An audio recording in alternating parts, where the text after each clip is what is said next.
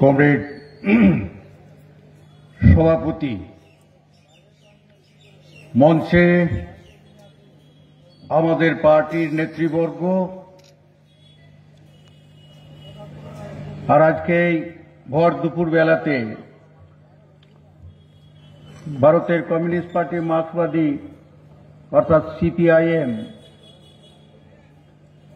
ঝাড়খণ্ড জেলা কমিটি আপনাদেরকে এই সভায় ডেকেছে, লাল ঝান্ডার সভা। এই সভা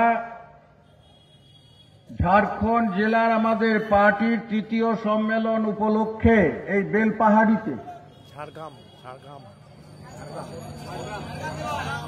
ঝাড়গ্রাম জেলা, এই জেলার তৃতীয় সম্মেলন উপলক্ষে আজকাল বেলপাহাড়িতে জেলার বিভিন্ন প্রান্ত থেকে আমাদের পার্টির যারা নেতা সংগঠক তারা প্রতিনিধি হিসেবে এই সম্মেলনে উপস্থিত থাকবেন, আলোচনা করবেন, এইসব কথা শুনলেন। সেটা আমাদের পার্টির নিজস্ব সাংগঠনিক আভ্যন্তরীণ কাজ, প্রতি 3 বছর অন্তর সেটা হয়। কিন্তু এই পার্টিটা শুধুমাত্র তো আমাদের পার্টির সদস্যদের জন্য, নেতাদের জন্য বিষয়টা নয়। এই লাল ঝান্ডাটা আপনাদের সমস্ত মানুষের,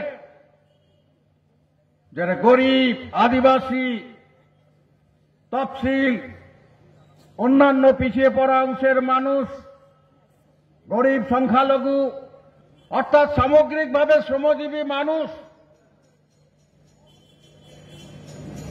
যারা লড়ে নিজেদের অধিকার রক্ষা করেন, গায়ে গতরে খেটেই জীবন জীবিকা নির্বাহ করেন, আর ওই খুঁটে খেয়ে, চেটে খেয়ে, লুটে খেয়ে নয়, সেই মানুষদের জন্য এই লাল ঝান্ডা। আর সেই লাল ঝান্ডার সম্মেলন আমাদের সেই আম জনতার, সব অংশের মানুষের, তাদের জন্য এই সম্মেলন, তাদের ভবিষ্যতের অধিকার রক্ষার আন্দোলন, তাকে শান দিতে হবে, মজবুত করতে হবে।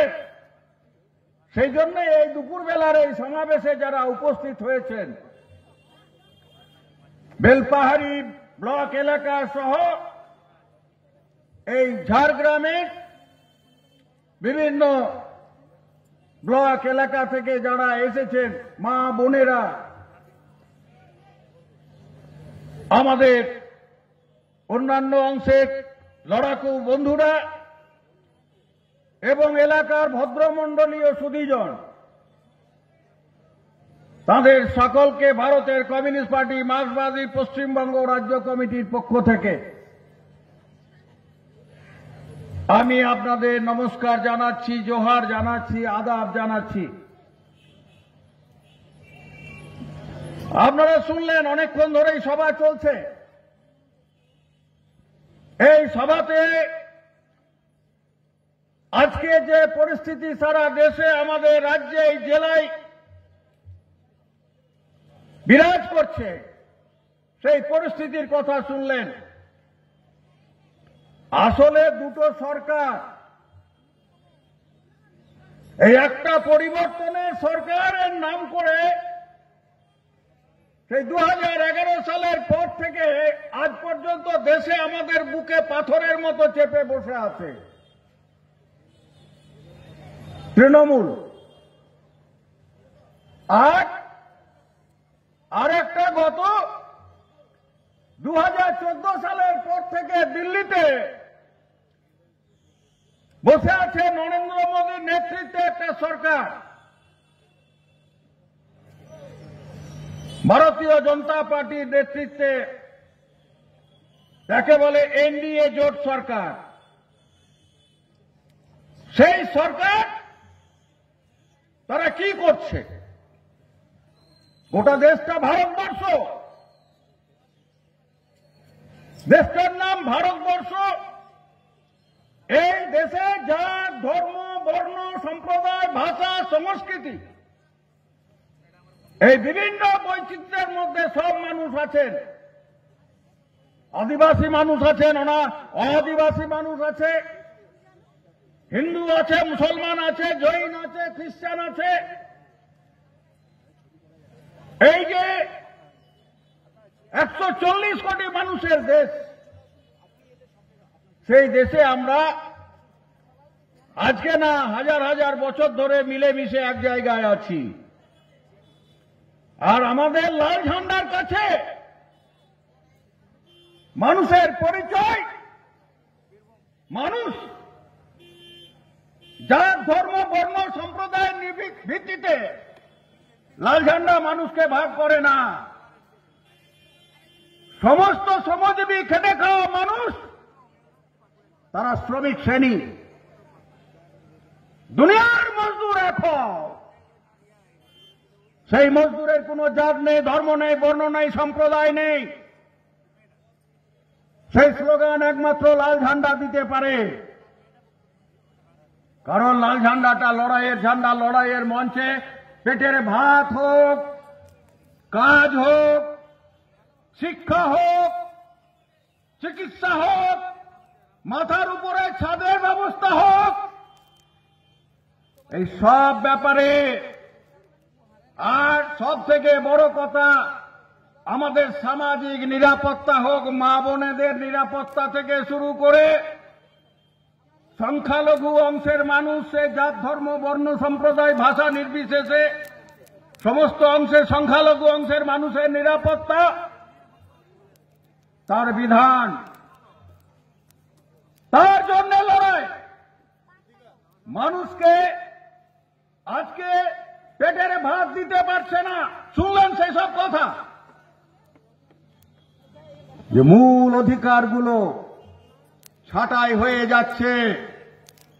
খাদ্যের নিরাপত্তা থেকে শুরু করে, শিক্ষার অধিকার থেকে শুরু করে, স্বাস্থ্যের অধিকার থেকে শুরু করে, মাথার উপরে ছাদের অধিকার থেকে শুরু করে, কাজের অধিকার, সব আস্তে আস্তে ছাঁটাই হচ্ছে। সরকার হাত পা গুটিয়ে নিচ্ছে। দিল্লির সরকার, রাজ্যের সরকার কি বলছে? সব হবে বেসরকারি, ঢালা বেসরকারি মালিকদের হাতে ছেড়ে দাও। দেশটাকে আম্বানি আদানিদের মতো মোদী সাহেবের বন্ধু, সেই কর্পোরেট বড় বড় ধনিক পুঁজিপতি, তাদের হাতে তুলে দাও। তুলে তো দিয়েছে। আসলে দিল্লির সরকার, তার আসল যারা চালাচ্ছে তারা হচ্ছে এই আম্বানি আদানি, তারাই চালাচ্ছে। নরেন্দ্র মোদী হচ্ছেন উপলক্ষ, চালাচ্ছেন তারা। এই যে লুট বলছে না, লুটতন্ত্র, দেশটাকে লুটে ফাঁক করে দিল। সব চারিদিকে লুট, জল জঙ্গল জমি। এই যে কমরেড পুলিন, কমরেড দেবলিনা যে কথা বলছিলেন, জল জঙ্গল জমির অধিকার, আরে এই ঝাড়গ্রাম সহ আমাদের অখণ্ড জঙ্গলমহল সমস্ত জেলাগুলো আছে।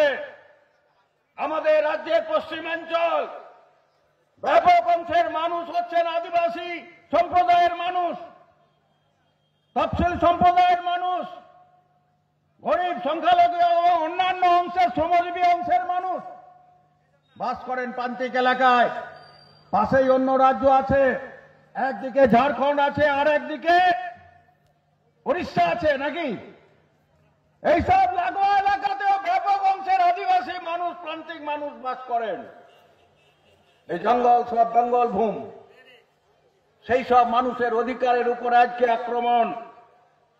একটা আইন ছিল না যে বনাধিকার আইন, বহু লড়াই করে লাল ঝান্ডার এমপিরা দাবি করেছিল যে যারা বনাঞ্চলে বাস করেন, সেই আদিবাসী মানুষ সহ অন্যান্য মানুষ যারা জঙ্গলের সীমার মধ্যে থাকেন, তাদের বিধিবদ্ধভাবে সেই জঙ্গলের অধিকারের পাট্টা দিতে হবে, জমির পাট্টা।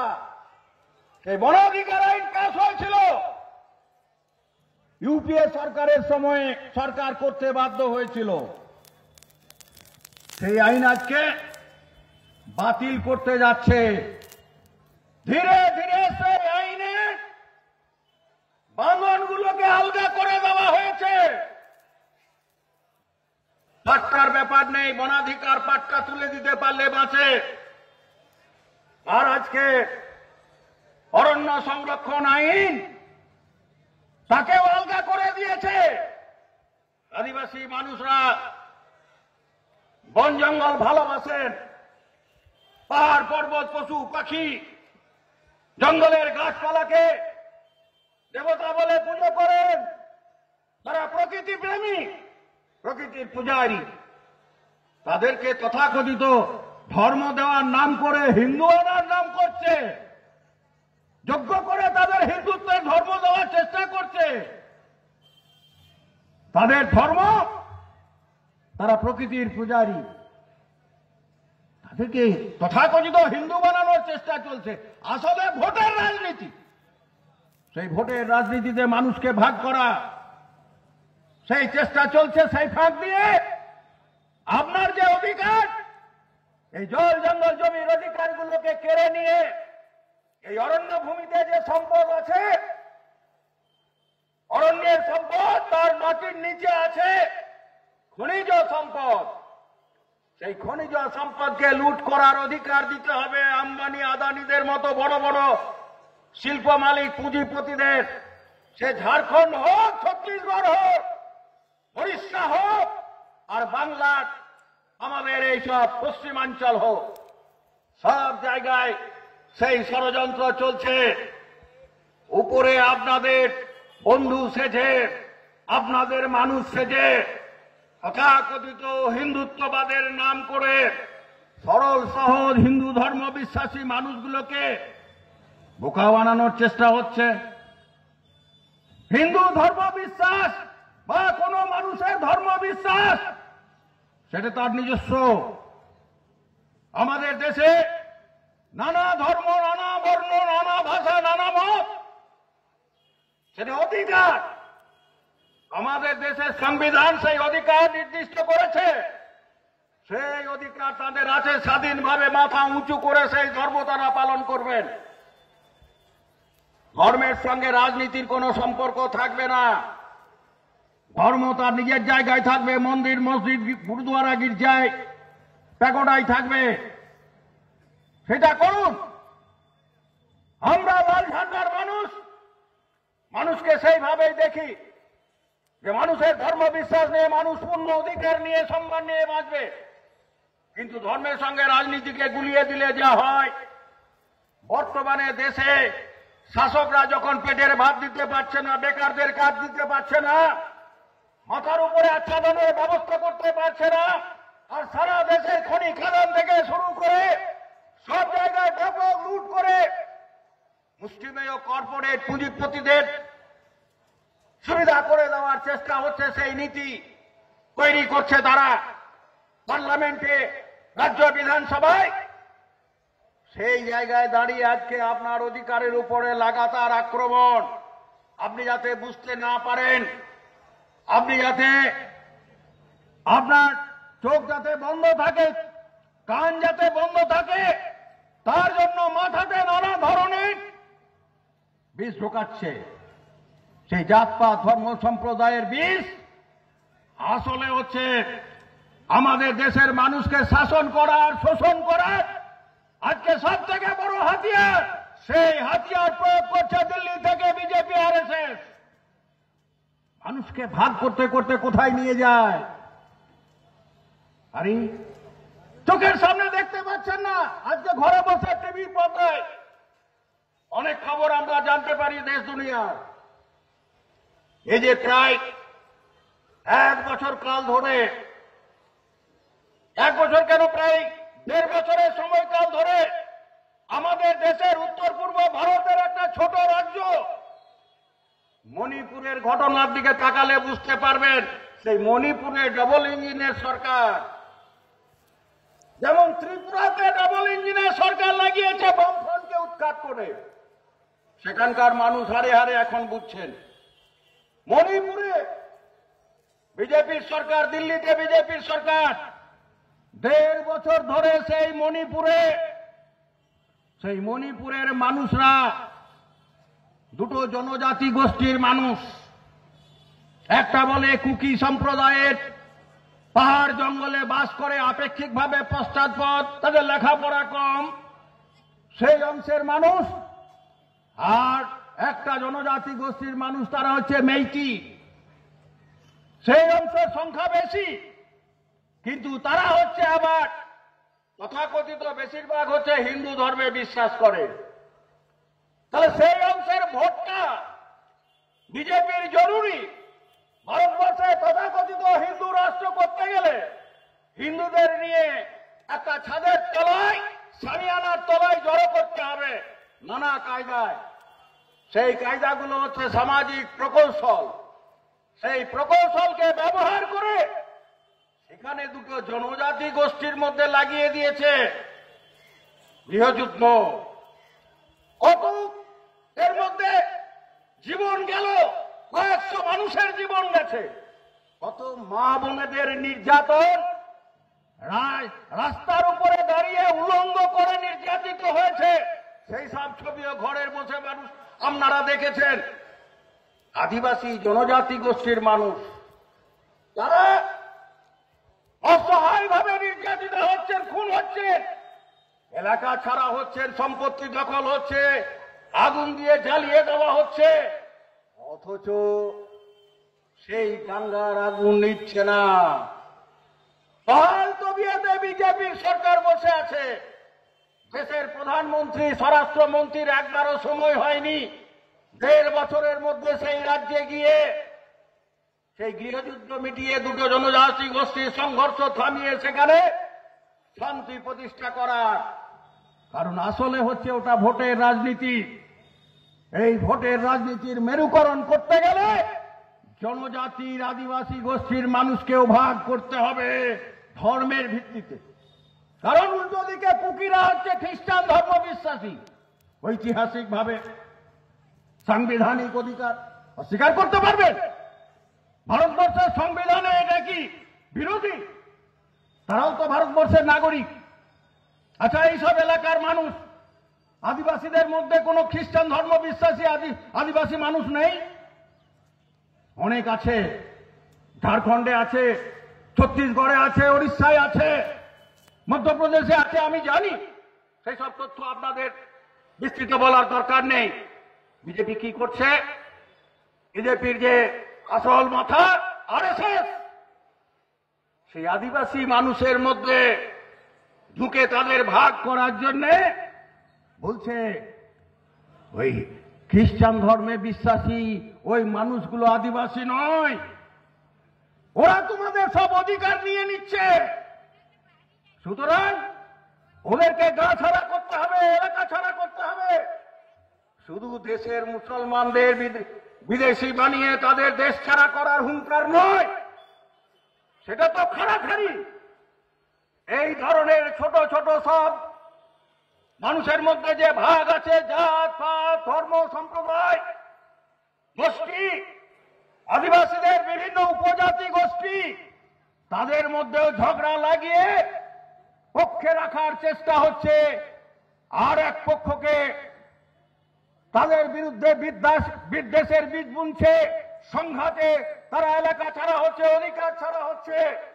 এই সব নতুন নতুন ষড়যন্ত্রের সামনাসামনি আমরা হয়েছি। তাহলে আজকে শুধু পেটের ভাতের সমস্যা নয়, পেটের ভাত তার জন্য লড়তে হবে, আমাদের কাজের দাবিতে লড়তে হবে।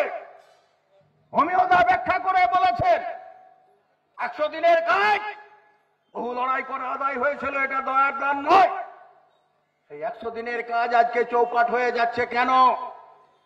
আচ্ছা, লুটতে লুটতে দেশ লুটনে বালারা দেশ লুটছে, আর রাজ্যের লুটনে বালারা এই যে তৃণমূলের একেবারে উপর থেকে নিচ পর্যন্ত লুটেরারা নদীর বালি থেকে মাটি পাথর কাঁকর জঙ্গলের গাছ থেকে শুরু করে কয়লা থেকে শুরু করে সবকিছু লুটছে। এই লুটতে লুটতে আপনার প্লেটের ভাতেও হাত পড়েছে। 100 দিনের কাজ যা গরিবের সাহারা ছিল, বছরে 100 দিন ন্যূনতম কাজ পাওয়ার অধিকার, সেই কাজ প্রায় 3.5 বছর ধরে আমাদের রাজ্যে বন্ধ। তার বড় কারণ এই টাকা লুট হয়েছে বেপরোয়া, তার হিসেব নেই। গরিব মানুষের পেটে যায়নি, তৃণমূলের শাসক হাঙরদের পেটে গেছে। তাদের এখন বাড়ি হচ্ছে, গাড়ি হচ্ছে, এই সুচ্চ অট্টালিকায় বাস করছে। একসময় এই নিয়ে আমাদের বিরুদ্ধে অনেক ব্যঙ্গ বিদ্রুপ করত তারা। আজকে কথাটা দেখছেন, অভিজ্ঞতা মেলাচ্ছেন। এই জঙ্গলভূমি কি দুরাবস্থার মধ্যে চলছে। জঙ্গলমহল হাসছে না, জঙ্গলমহলের মুখে হাসি নেই, সেই হাসি কেড়ে নিয়েছে। আর এই দুয়ে মিলে মানুষকে ভাগ করে আজকে এই তাদের অধিকারগুলোকে কেড়ে নেওয়ার চেষ্টা করছে। 100 দিনের কাজ, অর্জিত অধিকার আজকে ছাঁটায়। দিল্লির সরকার চুপচাপ বসে বসে নখ বাজাচ্ছে। তাদের দায়িত্ব ছিল এই লুটেরাদের ধরে জেলে ভরা। একজনের বিরুদ্ধে কোনো মামলা হয়নি, একজন অ্যারেস্ট হয়নি, অথচ 100 দিনের কাজের বরাদ্দ বন্ধ করে রেখে দিয়েছে দিল্লি থেকে। কেন? জবাব দিতে হবে না? তাদের পেটে তালা পড়ল। যে কোটি কোটি গরিব মানুষ, এই গরিব মানুষগুলোর কাজ নেই, সেই গরিবের ঘরের ছেলেরা তাদের গাঁয়ে এলাকায় কাজ পায় না, জেলাতে কাজ পায় না। আজকে পিঠে ব্যাগ ঝুলিয়ে তাদেরকে হাওড়া স্টেশন দিয়ে, খড়গপুর স্টেশন দিয়ে যেতে হবে। বাদুরঝোলা হয়ে ট্রেনের কামরায় উঠতে হয়, তারপরে যায় দক্ষিণ ভারতের বিভিন্ন রাজ্যে, পশ্চিম ভারতে, উত্তর ভারতে, সারা দেশের বিভিন্ন জায়গায় শুধু পেটের ভাতের জন্য দিনমজুরি করতে যাচ্ছে। পরিযায়ী শ্রমিক খেতাব পেয়েছে, নাম পেয়েছে পরিযায়ী শ্রমিক। অমিয়দা ব্যাখ্যা করেছেন, বলার দরকার নেই, আমি শুধু উল্লেখ করলাম। কাজ পাওয়ার অধিকার আজকে হরণ করেছে এই দুই সরকারের তামাশা। গরিব মানুষের পেটে তালা পড়েছে। বুঝতে হবে, শত্রু চিনতে হবে, কারা শত্রু, কারা জনশত্রু, কারা আপনার আবাসনের টাকা লুট করেছে। আর সেই আবাসনের কাজগুলো কেন এখনো হলো না? গরিব কেন বাড়ি পেল না? সরকারি টাকা কেন পেল না? জবাব চাইতে হবে না? জবাব চাইতে হবে। শিক্ষার অধিকারের কথা, স্বাস্থ্যের অধিকারের কথা আমি বলছিলাম। নিট কথাটা হচ্ছে, আচ্ছা ওই যে রাজ্য সরকার 8,207টা স্কুল বন্ধ করার সিদ্ধান্ত নিয়েছেন। সেই স্কুলগুলো হচ্ছে কোন স্কুল? শহরের কিছু স্কুল আছে যেখানে ছাত্র হয় না, বোঝা গেল, কিন্তু গ্রামগঞ্জে প্রত্যন্ত এলাকায় যে স্কুলগুলো ছিল, যেমন ধরুন বেলপাহাড়ি বা ঝাড়গ্রামের বিভিন্ন জঙ্গলমহলের বিভিন্ন এলাকার যে স্কুলগুলোতে বামফ্রন্ট সরকারের 34 বছরে দূর দূরান্তের স্কুল হয়েছিল, সেই সব ছেলেপুলেদের, সেই সব প্রজন্মের দিকে তাকিয়ে যেখানে আদিবাসী তফসিল ঘরের ছেলে মেয়েরা থাকে, যারা লেখাপড়ার সুযোগ পায়নি, দূর দূরান্তে গিয়ে লেখাপড়া শিখবে না, আমাদের ঘরের মেয়েরা দূর দূরান্তে যাবে না। বাড়ির কাছে স্কুল গড়ার যে পরিকল্পনা, অস্বীকার করতে পারবেন, গ্রামে গ্রামে স্কুল, 3 কিলোমিটারের মধ্যে স্কুল, এই দূর দূরান্তের মধ্যে যা প্রতিষ্ঠিত হয়েছিল, মানব উন্নয়নটা ছিল লক্ষ্য। মানুষকে মানুষ বলে মনে করলেই তবেই তো এটা করা যায়। বামফ্রন্ট সেটা করেছিল। আর এখন ওরা বলে মনের ইচ্ছেটা কি? যে ঢোঁড়ের পেটে বিষ দিও না, ঢোঁড় খরিস হয়ে যাবে, আলান হয়ে যাবে। ফোঁস করবে, সেই জন্য গরিবের পেটে বিদ্যে দিতে নাই, পরিকল্পনা করে সেই স্কুলগুলো বন্ধ করছে। মাস্টার নাই, বলছে ছাত্র হয় না। শুনলেন তো কি জন্য স্কুলে যাবে যদি পড়া না হয়? 100% স্বাক্ষর হয়নি। অনেক চেষ্টা করেছিলাম শিক্ষার অধিকার। কমরেড জ্যোতি বসু, কমরেড বুদ্ধদেব ভট্টাচার্যের অগ্রাধিকার ছিল আগে শিক্ষা, পেটের ভাত, লেখাপড়ার ব্যবস্থা, মাথার উপরে আচ্ছাদনের ব্যবস্থা, কাজের ব্যবস্থা, কাজ করতে যেন কাউকে বাইরে যেতে না হয়, আর বাইরে গিয়ে কাজ করতে গিয়ে কঠিন কঠিন কাজ করতে গিয়ে দুর্ঘটনায় পড়ে লাশ হয়ে ফিরে না আসতে হয়। প্রতিদিনের ঘটনা, কে দায়ী? দায়িত্ব নিতে হবে না? কমরেড সালকু সোরেন সহ শত শত শহীদ বুকে রক্ত নিয়েছে ওরা, তথাকথিত মাওবাদী সাজিয়েছিল। সেই মাওবাদী নেতারা, কিষাণজির তো খিদে মিটে গেছে। কিষাণজির স্বপ্ন ছিল মুখ্যমন্ত্রী হিসেবে মমতা দিদিকে দেখতে চাই, তার স্বপ্ন পূরণ হয়ে গেছে। মুখ্যমন্ত্রী চেয়ারে বসে প্রথম বুলেট গেছে কিষাণজির বুকে, খেয়াল রাখতে হবে। আর যারা তথাকথিত মাওবাদী সেজেছিল, সেই ছত্রধর মাহাতো, শশধর মাহাতো, সুচিত্রা বাস্কে, তারা কোথায় এখন? সব তৃণমূলের নেতা। জেলে ছিল, জেল থেকে মুক্ত হয়েছে। শিক্ষার চোট পার্থ চ্যাটার্জি থেকে শুরু করে খাদ্য রেশনের চাল যিনি চুরি করেছিলেন, সেই রেশন মন্ত্রী, খাদ্যমন্ত্রী মিস্টার মৈত্র, তিনিও জেল থেকে ছাড়া পেয়ে আবার সসম্মানে সমাজে মাথা উঁচু করে মুখ দেখাচ্ছেন। আর আমাদের বীরভূম জেলার, বীরভূমের ছেলে বলে আমার মনে হচ্ছে, তথাকথিত সুপ্রিমো, যার মাথায় অক্সিজেন কম যেত বলে দিদি আদর করতেন, সে গরু চুরির, গরু পাচারের অভিযোগে 2 বছর তিহার জেল খেটে এসেছে। তাকেও কায়দা করে ছাড়িয়ে নিয়ে এসেছে, উপরওয়ালাদের সঙ্গে ব্যবস্থাপনা হয়েছে। সে এসে আবার বহাল তবিয়তে জেলার তৃণমূলের সভাপতির আসন অলঙ্কৃত করে বসে আছেন। অর্থাৎ এই যে চোর, দুর্নীতিগ্রস্ত, দুর্বৃত্ত, ধর্ষণকারী, তাদের দল তো তৃণমূল, এটা তো মানুষের চোখের সামনে পরিষ্কার।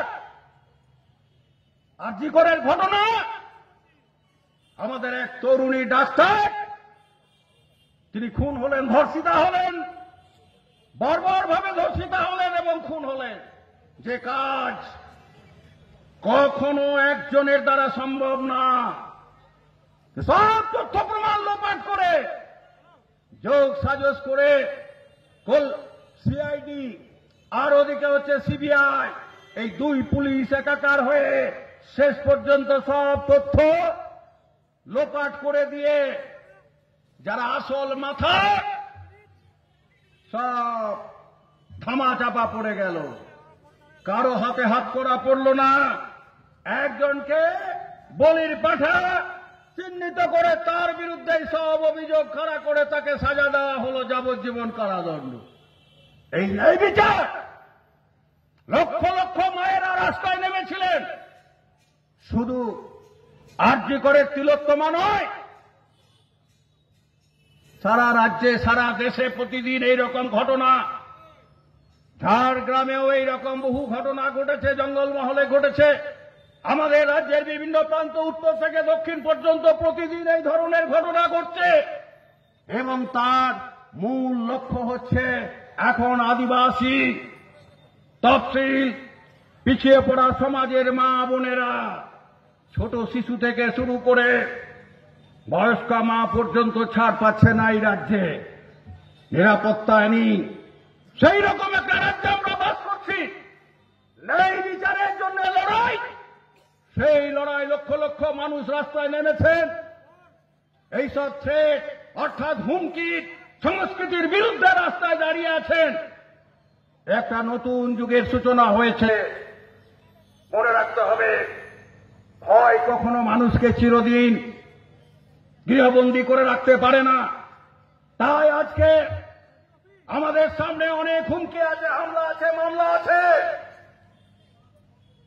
সেই সবকে ভয় পেয়ে লাল ঝান্ডা আমাদের পিছিয়ে থাকতে পারে না। লাল ঝান্ডাকে শেষ করা যায় না, তা পরীক্ষিতভাবে প্রমাণ হয়ে গেছে।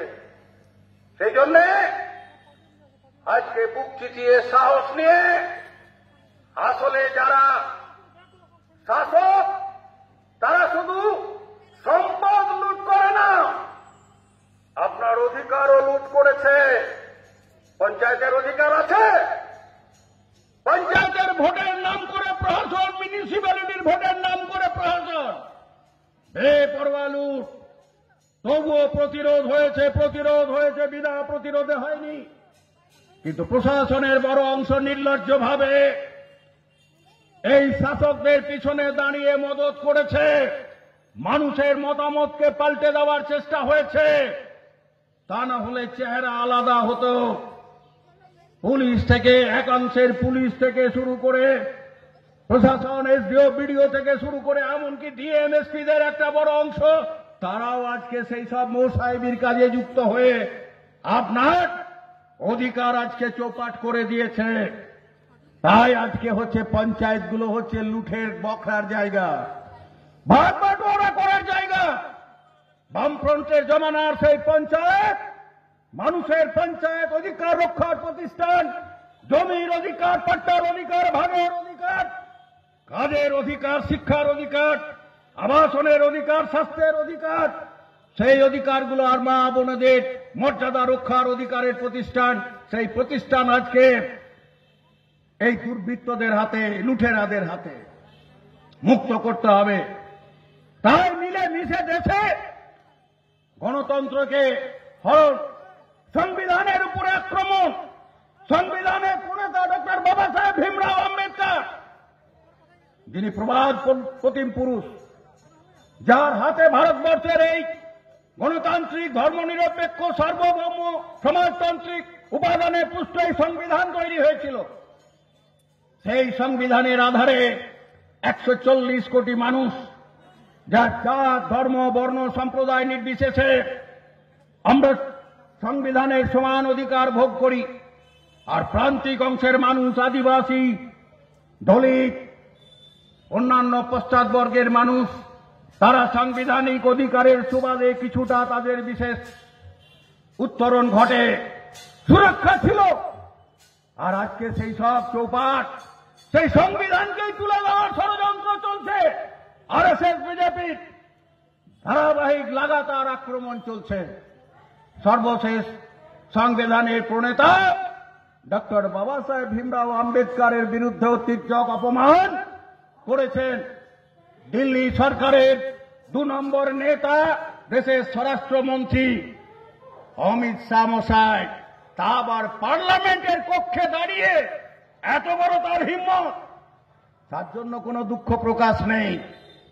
সারা দেশে প্রতিবাদ হচ্ছে, শুধু প্রতিবাদ নয়, ওদের চিনে নিতে হবে যে আসল উদ্দেশ্য হচ্ছে ভারতবর্ষে এই তথাকথিত ভারতবর্ষকে তথাকথিত হিন্দুত্ব রাষ্ট্রে পরিণত করতে হবে সংখ্যাগরিষ্ঠতাবাদের দাপটে। সেই জন্য এই দেশে যে বৈচিত্র্য, সেই বৈচিত্র্যকে খতম করতে হবে। এক দেশ, এক জাতি, এক ভাষা, এক ধর্ম, এক সংবিধান, এক ভোট, এক সংস্কৃতি। হয় নাকি? নানা ভাষা, নানা মত, নানা পরিধান, বিবিধের মাঝে দেখো মিলন মহান, বিশ্বকবির সেই আহ্বানকে আজকে নস্যাৎ করে দেশটাকে আজ সংখ্যাগরিষ্ঠতাবাদের আধারে তথাকথিত হিন্দু রাষ্ট্র কায়েম করার নাম করে মনুষ্য সংহিতাকে সংবিধান করবার পরিকল্পনা, আধুনিক ভারতবর্ষের সংবিধান, সেই সংবিধানকে বাতিল করে দেওয়ার ষড়যন্ত্র চলছে। তার বিরুদ্ধে আমাদের জাগতে হবে না? এটা কি কোনো বিশেষ কোনো জাত, ধর্ম, বর্ণ, সম্প্রদায়ের মানুষের সংবিধান? সারা ভারতবর্ষের প্রতিটি নাগরিকের অধিকার রক্ষার সংগ্রাম, মর্যাদা রক্ষার সংগ্রাম, এই সংবিধান, সেই সংবিধান আজকে আক্রান্ত হচ্ছে। এটাই হচ্ছে আরএসএস বিজেপির সুদূর প্রসারী লক্ষ্য। এই দেশটাকে আবার ধর্মের আধারে, জাতির আধারে খড়াখড়ি ভাগ করার পরিকল্পনা। আমাদের সাবধান হতে হবে।